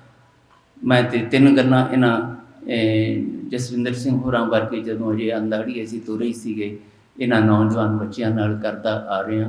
ਹੁਣ ਤੇ ਮਹਾਰਾਜ ਦੀ ਕਿਰਪਾ ਮੇਰੇ ਤੋਂ ਬਹੁਤ ਅੱਗੇ ਨਿਕਲ ਗਏ ਨੇ ਇਹ ਸਾਰੇ ਜਾਣੇ, ਪਰ ਉਸ ਵੇਲੇ ਵੀ ਇਹਨਾਂ ਬੱਚਿਆਂ ਨੂੰ ਮੈਂ ਇਹੀ ਨੌਜਵਾਨਾਂ ਨੂੰ ਕਹਿੰਦਾ ਸੀ, ਤਿੰਨ ਗੱਲਾਂ ਜਿਹੜੀਆਂ ਮੈਂ ਵਿਦਵਾਨਾਂ ਕੋਲ ਬੈਠ ਕੇ, ਆਪਣੇ ਗੁਰੂ ਪਾਤਸ਼ਾਹ ਜੀ ਦੇ ਚਰਨਾਂ ਵਿੱਚ ਬੈਠ ਕੇ, ਵਿਦਿਆ ਦਾਤਿਆਂ ਕੋਲ ਬੈਠ ਕੇ ਗ੍ਰਹਿਣ ਕੀਤੀਆਂ ਨੇ।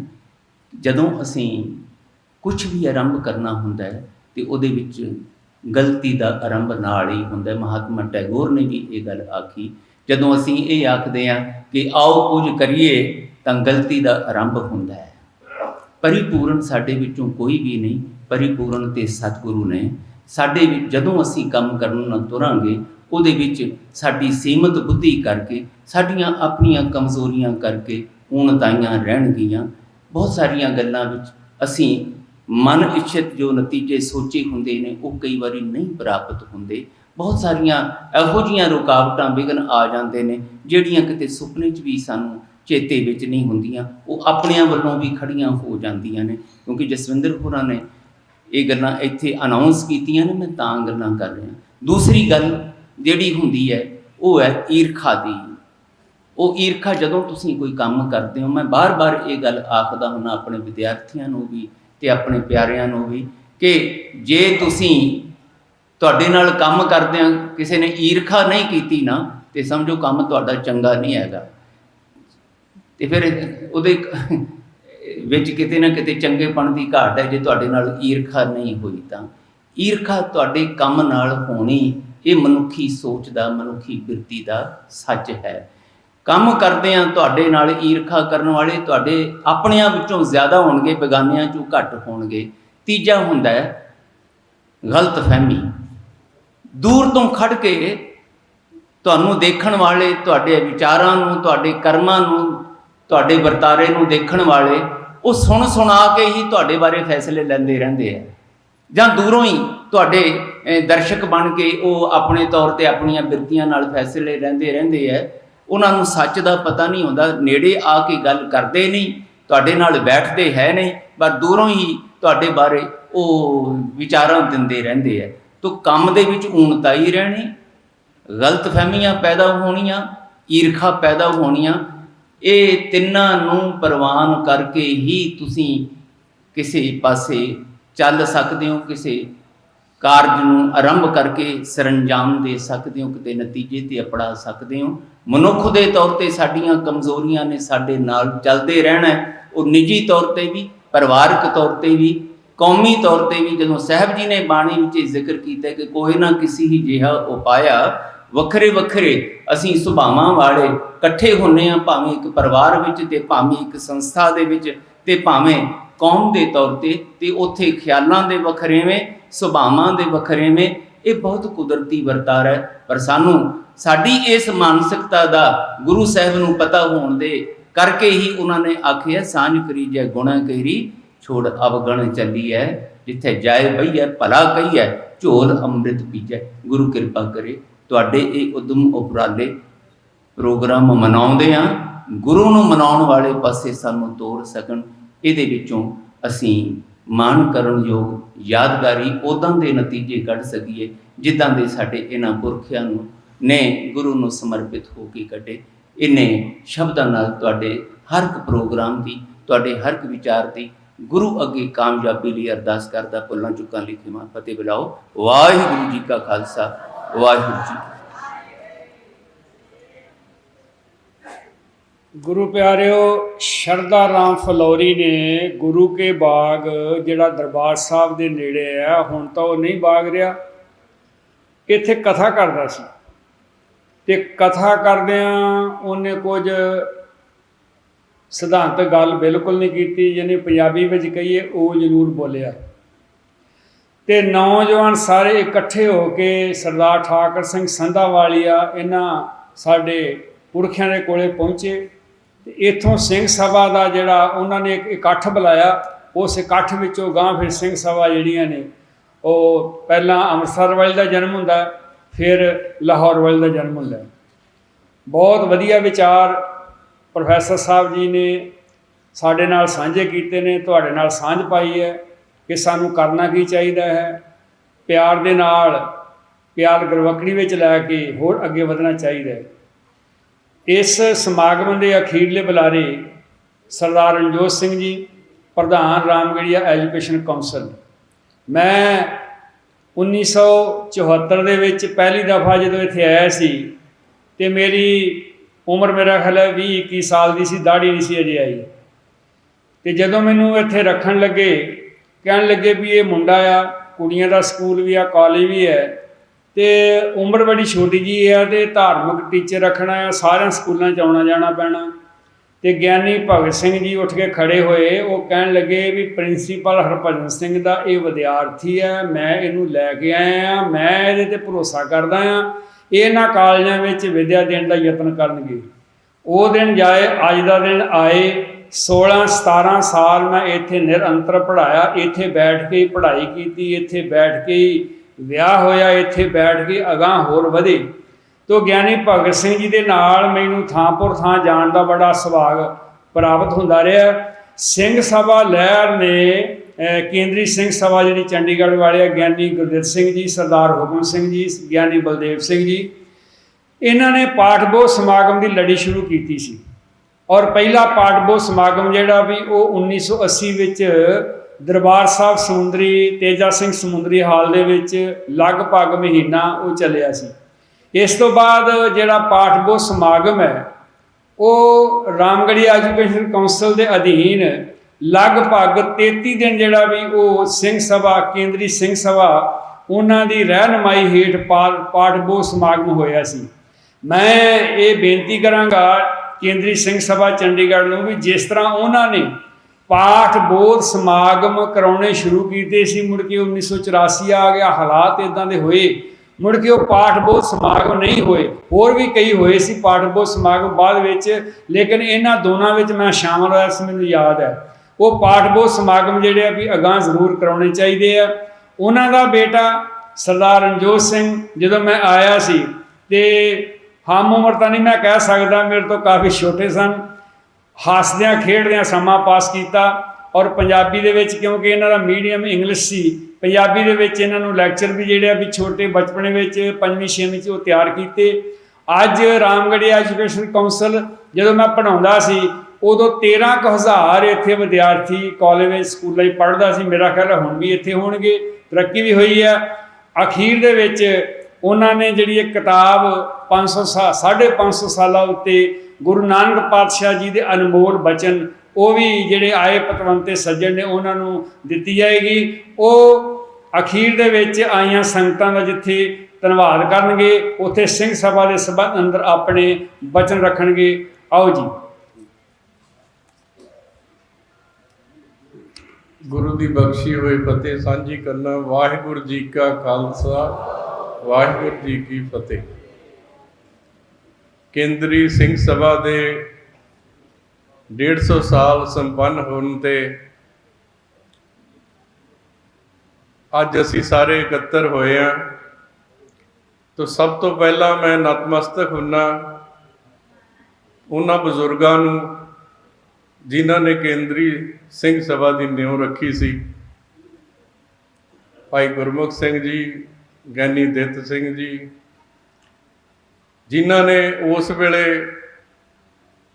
ਜਦੋਂ ਕਿ ਸਿੱਖਾਂ ਦੀ ਹੋਂਦ ਨੂੰ ਖਤਰਾ ਸੀਗਾ, ਉਸ ਮੌਕੇ ਆਵਾਜ਼ ਉਠਾਈ ਔਰ ਅਖਬਾਰਾਂ ਰਾਹੀਂ, ਪ੍ਰਚਾਰ ਰਾਹੀਂ ਕੇਂਦਰੀ ਸਿੰਘ ਸਭਾ ਦੀ ਸਥਾਪਨਾ ਕੀਤੀ।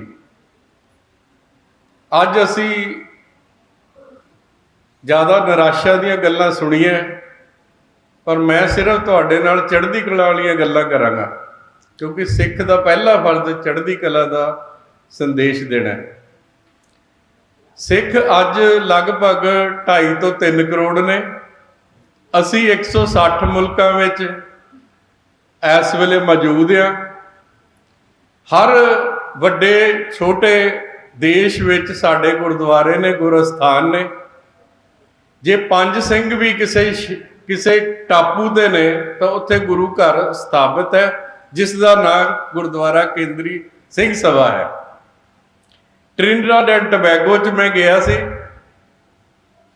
ਕੋਈ 10 ਸਾਲ ਪਹਿਲਾਂ, ਉੱਥੇ ਵੀ ਕੇਂਦਰੀ ਸਿੰਘ ਸਭਾ ਗੁਰਦੁਆਰਾ ਟ੍ਰਿਨਿਡਾਡ ਐਂਡ ਟੋਬੈਗੋ 5 ਪਰਿਵਾਰ ਨੇ।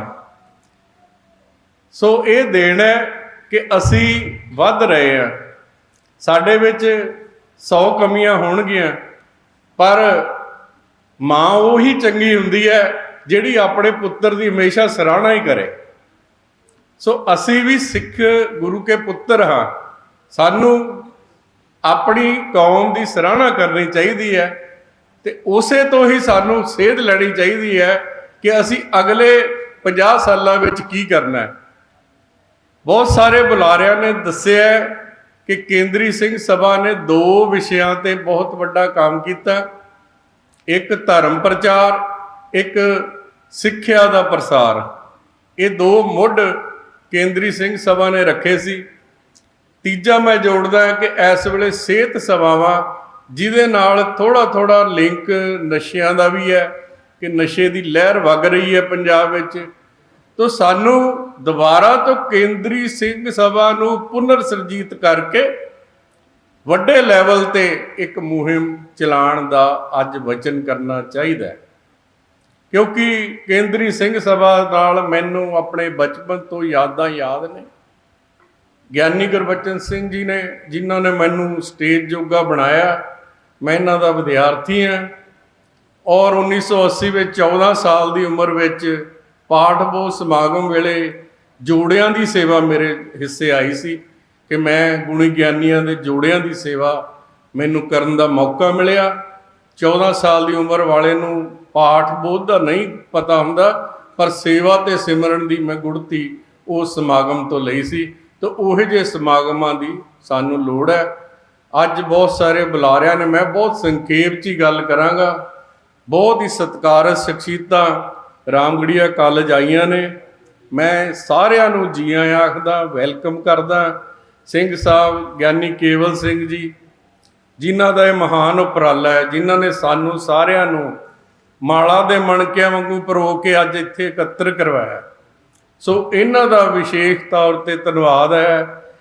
ਪ੍ਰੋਫੈਸਰ ਮਨਜੀਤ ਸਿੰਘ ਜੀ, ਜਿਨ੍ਹਾਂ ਨੇ ਤੁਹਾਨੂੰ ਆਪਣੇ ਲੈਕਚਰ ਰਾਹੀਂ ਵੀ ਸਾਨੂੰ ਸੇਧ ਦਿੱਤੀ ਹੈ ਕਿ ਅਸੀਂ ਕਿਸ ਤਰ੍ਹਾਂ ਇਕਮੁੱਠ ਹੋ ਕੇ ਆਪਣੀ ਪਛਾਣ ਬਣਾਉਣੀ ਹੈ।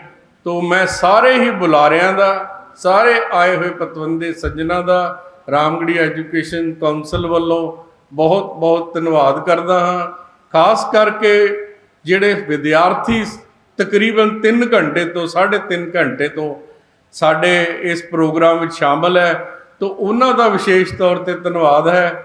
ਬਹੁਤ ਸਾਰੀਆਂ ਸ਼ਖਸੀਅਤਾਂ ਇੱਥੇ ਬੈਠੀਆਂ ਨੇ, ਮੈਂ ਇੱਕ ਦਾ ਨਾਂ ਲਏ ਬਗੈਰ ਖਾਸ ਕਰਕੇ ਧੰਨਵਾਦ ਕਰਦਾ ਹਾਂ ਪ੍ਰਬੰਧਕਾਂ ਦਾ, ਜਿਨ੍ਹਾਂ ਨੇ ਕਮੀਆਂ ਹੋਣ ਦੇ ਬਾਵਜੂਦ ਵੀ ਜੇ ਸਾਡੇ ਕੋਲੋਂ ਇਸ ਪ੍ਰੋਗਰਾਮ ਨੂੰ ਕਰਨ ਵਿੱਚ ਮੈਨੂੰ ਸੁਲੋਚਨ ਵੀਰ ਸਿੰਘ, ਉਹਨਾਂ ਨੂੰ, ਪ੍ਰਿੰਸੀਪਲ ਸਾਹਿਬ ਨੂੰ ਜਾਂ ਸਾਡੀ ਸੰਸਥਾ ਵੱਲੋਂ ਜੇ ਕੋਈ ਕਮੀ ਰਹਿ ਗਈ ਹੋਵੇ ਤਾਂ ਅਸੀਂ ਖਿਮਾ ਦੇ ਜਾਚਕ ਹਾਂ। ਪਰ ਅਸੀਂ ਇਹੀ ਉਮੀਦ ਰੱਖਦੇ ਹਾਂ ਕਿ ਅਸੀਂ ਆਪਣੀ ਸਿੱਖ ਕਦਰਾਂ ਕੀਮਤਾਂ ਦਾ ਪਹਿਰਾ ਦਿੰਦੇ ਹੋਏ ਇੱਕ ਸਰਬੱਤ ਦੇ ਭਲੇ ਦੀ, ਇੱਕ ਚੜ੍ਹਦੀ ਕਲਾ ਦੀ ਅਰਦਾਸ ਕਰੀਏ। ਅਸੀਂ ਇਕਮੁੱਠ ਹੋਈਏ ਤੇ ਆਪਣੇ ਧਰਮ ਦੇ ਵਿੱਚ ਜਿਹੜੀਆਂ ਮਾੜੀਆਂ ਮੋਟੀਆਂ ਗਿਰਾਵਟਾਂ ਆਈਆਂ, ਹਰ ਧਰਮ ਵਿੱਚ ਆਉਂਦੀਆਂ ਨੇ, ਸਮੇਂ-ਸਮੇਂ ਮਾਰਾਂ ਪੈਂਦੀਆਂ ਨੇ, ਪਰ ਇਹ ਨਹੀਂ ਹੁੰਦਾ ਕਿ ਬਾਬਾ ਬੂਤਾ ਸਿੰਘ, ਗਰਜਾ ਸਿੰਘ ਵਾਂਗੂ ਆ ਕੇ ਖੜਨਾ ਵੀ ਸਾਡਾ ਫਰਜ਼ ਬਣਦਾ। ਸੋ ਆਪਾਂ ਇਸ ਕੌਮ ਦੇ ਪਹਿਰੇਦਾਰ ਹਾਂ, ਸੇਵਾਦਾਰ ਹਾਂ। ਤੋਂ ਇੰਨੇ ਸ਼ਬਦ ਕਹਿੰਦਾ ਹੋਇਆ, ਸਾਰਿਆਂ ਤੋਂ ਖਿਮਾ ਦਾ ਜਾਚਕ ਹੁੰਦਿਆ ਹੋਇਆ, ਆਪ ਸਭ ਦਾ ਕੋਟਨ ਕੋਟ ਧੰਨਵਾਦ ਕਿ ਤੁਸੀਂ ਅੱਜ ਪੂਰਾ ਦਿਨ ਕੇਂਦਰੀ ਸਿੰਘ ਸਭਾ ਦੇ ਲੇਖੇ ਲਾਇਆ। ਚਾਹੇ ਕਿ ਅੱਜ ਤਿਉਹਾਰ ਦਾ ਦਿਨ ਵੀ ਹੈ, ਉਹਦੇ ਬਾਵਜੂਦ ਵੀ ਸਾਰੀ ਸੰਗਤ ਨੇ ਸ਼ੁਰੂ ਤੋਂ ਲੈ ਕੇ ਅਖੀਰ ਤੱਕ ਇਸ ਪ੍ਰੋਗਰਾਮ ਵਿੱਚ ਸ਼ਮੂਲੀਅਤ ਕੀਤੀ ਹੈ। ਤੇ ਅੰਤ ਵਿੱਚ ਮੈਂ ਸਾਰਿਆਂ ਦਾ ਧੰਨਵਾਦ ਕਰਦੇ ਹੋਇਆ ਆਪ ਜੀ ਨੂੰ ਸਾਰਿਆਂ ਨੂੰ ਬੇਨਤੀ ਕਰਦਾ ਹਾਂ ਕਿ ਗੁਰੂ ਕਾ ਲੰਗਰ ਅਟੁੱਟ ਵਰਤੇਗਾ, ਆਪ ਸਭ ਨੇ ਛਕ ਕੇ ਜਾਣਾ। ਫਤਿਹ ਦੀ ਸਾਂਝ ਕਰਨਾ। ਵਾਹਿਗੁਰੂ ਜੀ ਕਾ ਖਾਲਸਾ, ਵਾਹਿਗੁਰੂ ਜੀ ਕੀ ਫਤਿਹ। ਮੈਂ ਸਰਦਾਰ ਰਣਜੋਤ ਸਿੰਘ, ਪ੍ਰਧਾਨ ਰਾਮਗੜ੍ਹੀਆ ਐਜੂਕੇਸ਼ਨ ਕੌਂਸਲ, ਇਹਨਾਂ ਦੇ ਆਪਸ ਵਿੱਚ ਕੰਮ ਕਰਨ ਵਾਲੇ ਸਾਰੇ ਸਟਾਫ ਦੇ ਮੈਂਬਰ, ਅਧਿਆਪਕ ਸਾਹਿਬਾਨ, ਵਿਦਿਆਰਥੀ, ਉਹਨਾਂ ਦਾ ਅਸੀਂ ਤਹਿ ਦਿਲ ਤੋਂ ਧੰਨਵਾਦ ਕਰਦੇ ਹਾਂ। ਸਾਰੇ ਪ੍ਰੋਗਰਾਮ ਦੇ ਵਿੱਚ ਉਹਨਾਂ ਨੇ ਸਾਨੂੰ ਸਹਿਯੋਗ ਦਿੱਤਾ।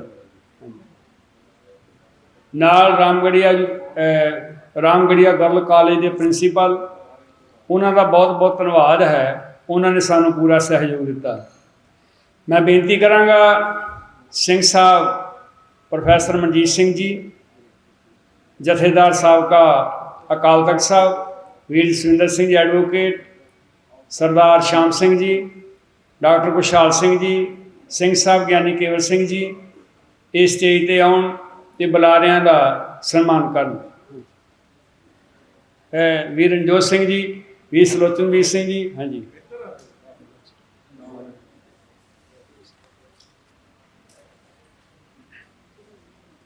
ਬੇਨਤੀ ਕਰਾਂਗਾ ਡਾਕਟਰ ਸਰਜੀਤ ਸਿੰਘ ਜੀ ਰੇਣੂਕਾ।